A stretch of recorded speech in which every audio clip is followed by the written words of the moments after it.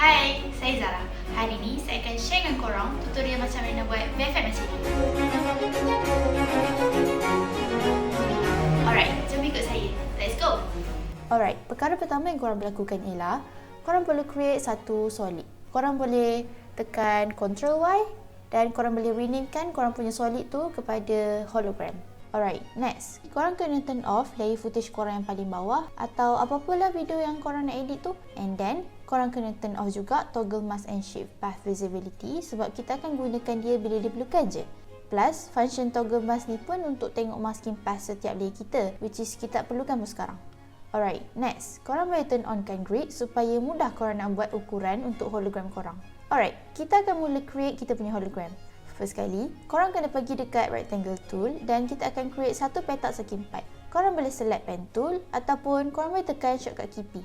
Alright, sekarang kita akan tambah 2 titik dekat belah kiri kotak segi 4 kita. Satu dekat bahagian atas dan satu lagi dekat bahagian bawah. Kita akan tambah lagi 2 titik baru dekat belah kanan pula. Sama macam yang belah kiri, kita akan tambah satu dekat belah atas dan satu lagi dekat bahagian bawah. Next, kita akan shapekan kotak ni menggunakan titik yang kita dah tambah. Kita akan mulakan dengan titik yang belah kiri dulu. Caranya ialah, korang perlu select titik yang paling bawah ni dan tekan hold shift dan korang perlu select pula titik yang paling atas. Next, korang boleh tekan kanan dan mula shapekan korang punya kotak.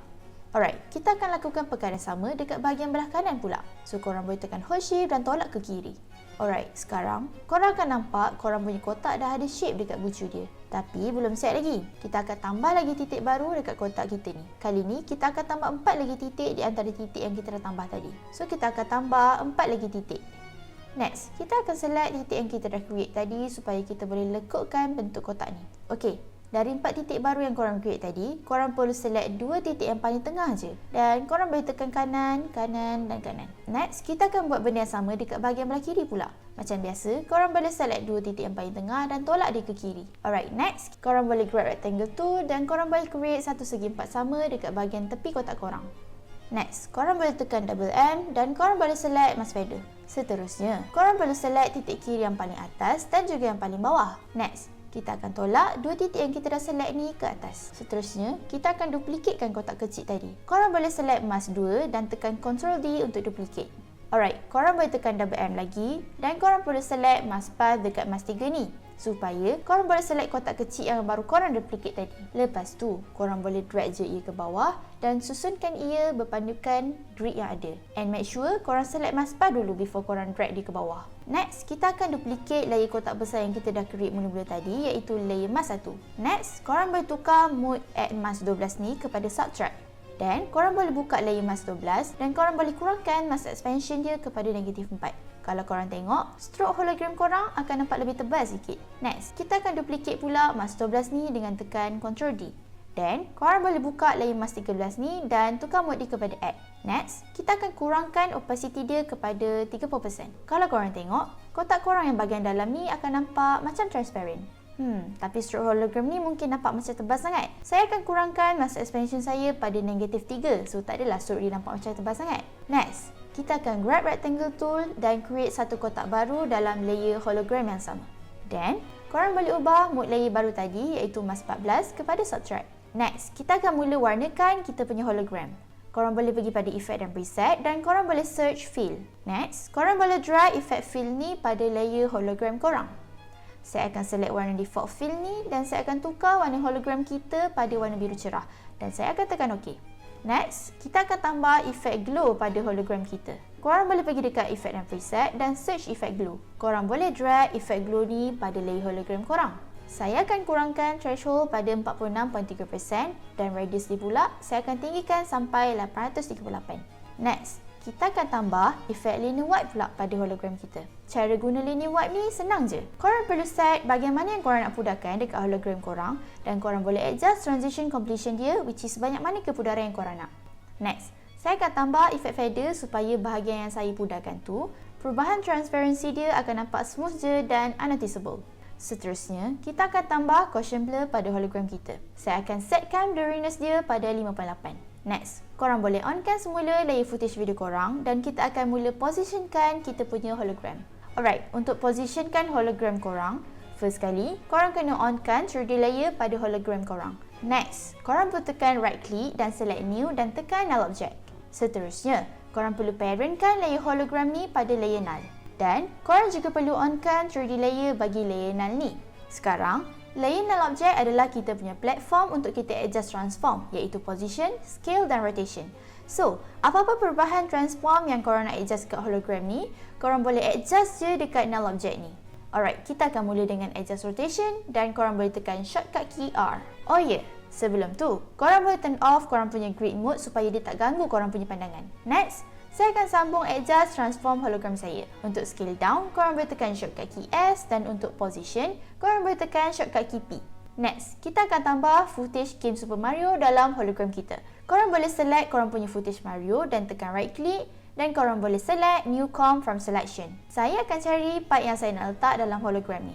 Okay, next, saya akan tarik wood area saya dekat part yang saya nak trim. Seterusnya, korang boleh pergi dekat composition dan select trim comp to area. Okey, seterusnya, korang boleh pergi balik dekat composition hologram korang dan korang boleh drag je composition Super Mario korang dalam composition hologram pada layer yang paling atas.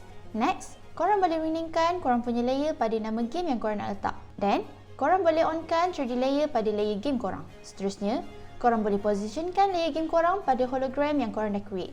Next, kita akan gunakan pen tool untuk masking layer game ni supaya ia dapat fit perfectly dengan hologram kita. Next, saya akan adjust sikit size dan position game ni. Next, kita akan select pen tool untuk create satu petak kecil untuk cover layer game kita.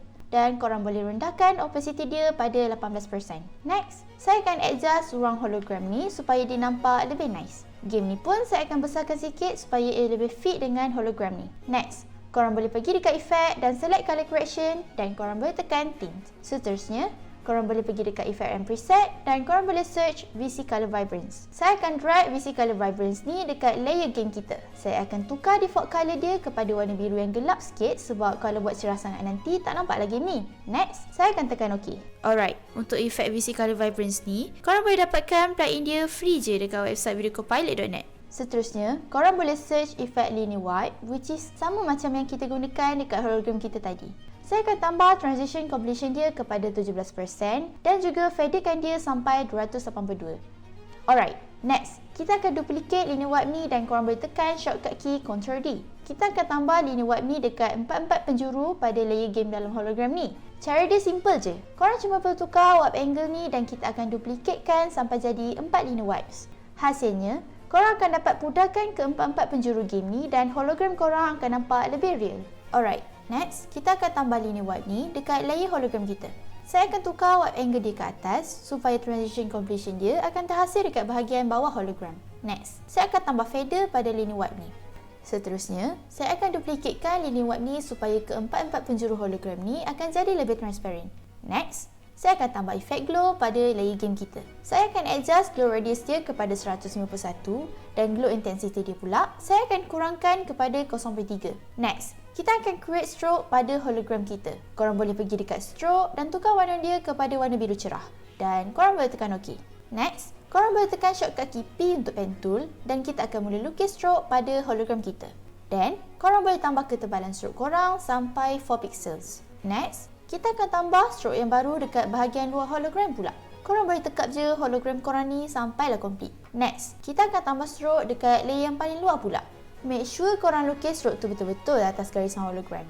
Saya akan renamekan saya punya layer kepada holo stroke. Seterusnya, korang boleh search effect caution blur. Dan korang boleh drag caution blur ni pada layer stroke korang. Saya akan tambah blurriness dia sampai 7.6.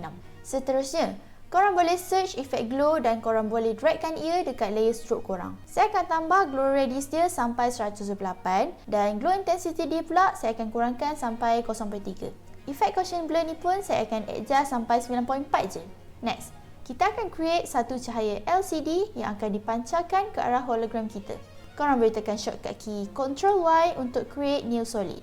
Next, korang boleh rename solid korang kepada light. Lepas tu, korang boleh pergi dekat effect dan select video copilot dan tekan optical flares.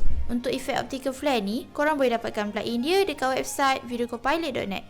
Kalau korang tekan options, ada default flare yang dah disetkan dekat solid kita. Kita tak nak guna default flare ni, so saya akan tekan clear all je. Next, korang boleh pergi dekat preset browser dan select green spotlight dan korang boleh tekan OK. Next, korang boleh adjust mode flare korang kepada screen. Kita akan positionkan kita punya flare pada projector dan pancarkan dia ke atas. Saya akan adjust scale flare kita pada 150. Next, saya akan tambah efek flicker pada flare kita. Saya akan adjust speed flicker ni kepada 100%. Seterusnya, saya akan tukar default color flare kita kepada warna biru dan saya akan tekan OK. Alright, untuk langkah yang seterusnya, saya akan tambah compound blur pada flare kita. Next, saya akan kurangkan efek default kepada 2% je. Alright, next, kita akan buang lebihan flare kita ni dengan masking. Korang boleh tekan shortcut key P untuk pen tool dan korang boleh masking kawasan hologram ni je. Okey, kalau korang tengok kat sini, cahaya hologram ni warna biru. Tapi, Nintendo dekat bawah meja ni warna purple. Dan nampak macam tak berapa logik dekat sini. Jadi, kita akan tukar warna Nintendo ni kepada warna biru.